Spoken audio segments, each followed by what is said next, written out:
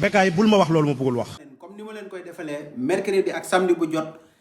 fàttaliku démb indi leen benn affaire bi nga xam ne xewoon na fi comme ni ma leen koy waxee moo xam làmb la moo xam waxtaanu diine la moo xam musique la moo xam lu mu mën di doon daal loo xam ne daal bi mu amee yàgg na mercredi ak samedi bu jot dañ leen ci indil ñamal leen ci tuuti. tey nag comme ni vidéo bi commencé ni ngeen ko gisee Yékini ak Balla Gaye 2 lañ leen di wan fiñ jaar ba ci combat bi moo tax gars yi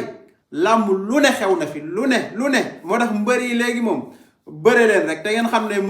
mënatoo leen fi def maanaam lu fi gars yi deful gars yi def nañ ci làmb lu nekk léegi ñu commencé ñu xool. si teggoo li ma la wax ma ñëwaat ci wax ji. li ma nar a def comme ñun dañu bëgg wàllu sëriñ doomu aadama bu ne ci kaw suuf mënu ci dara mënul dugg suma digganteeg li ma war a def amul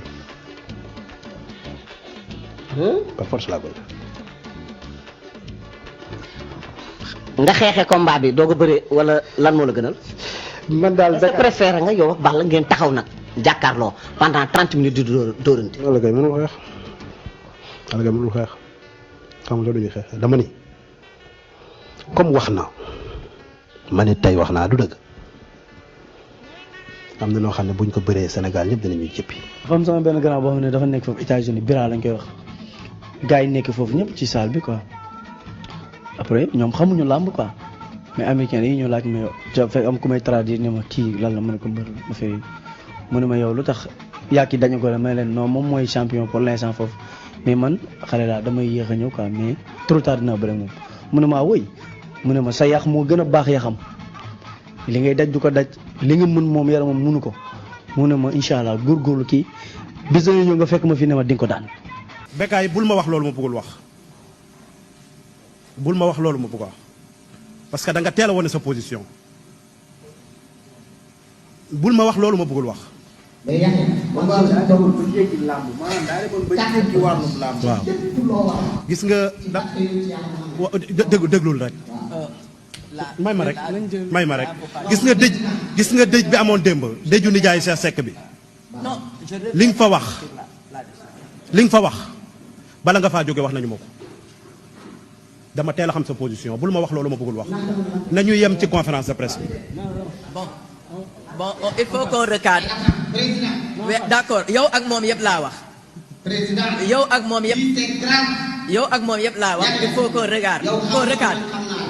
mani bon moo dinañu àtte léegi. yow arrêtez bon Bécaye ça y est c'est clos bon c'est clos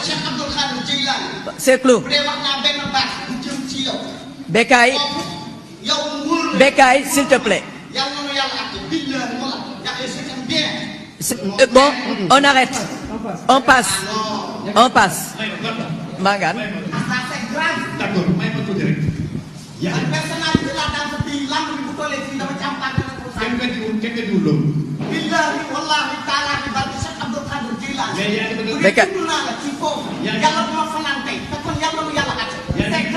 non Bécaye s'il vous plaît moom arrête naa ko waaw mais jeex na Bécaye s'il vous plaît Bécaye. dama lay leeralal rek non Batou c'est mon ami moom tey teg ko ci suuf parce que xameetuma la Bécaye te yow xam nga suma jikko man du ma jëw man face à face. voilà jeex na jeex na wax nga li nga wax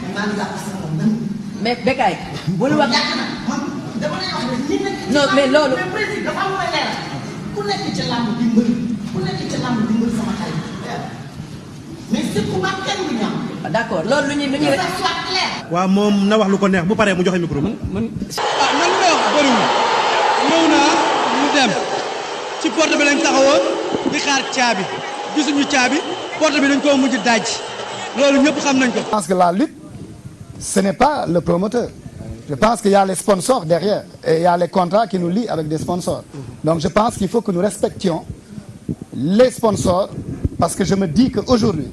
nous sommes dans une situation où la lutte a atteint un apogée tel quel qu'il ne faut pas qu'elle régresse. Et je pense que ce genre de situation peut aujourd'hui nuire quand même la lutte parce qu'aujourd'hui quand même l'esprit de fair play est... 19h01 stade Demba Diop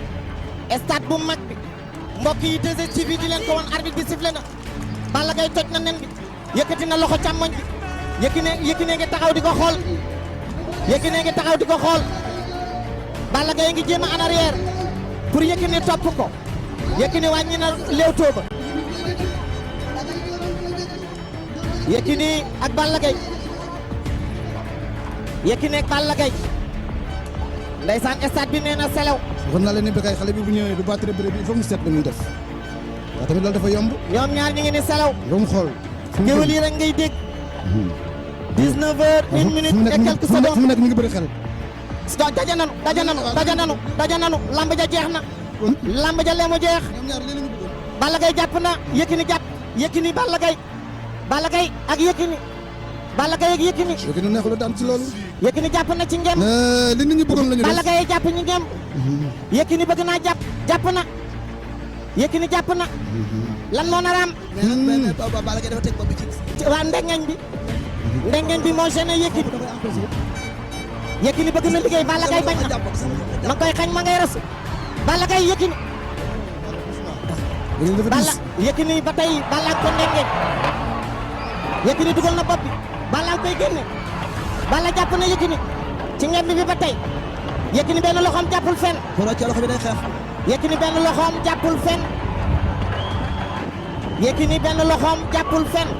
Balla Gaye Yékini jël na ko Balla Gaye Yékini dugg na su Yékini def na 4 appuis wala def na 4 appuis wala deful 4 appuis arbitre nee na leen nanu bëre Yékini doon na dooraat Balla dóor ci Yékini deful 4 appuis dinañ ko delloowaat Yékini koy takk Yékini koy takk Yékini koy takk Yékini ak Balla Gaye Yékini Balla Gaye daan na Yékini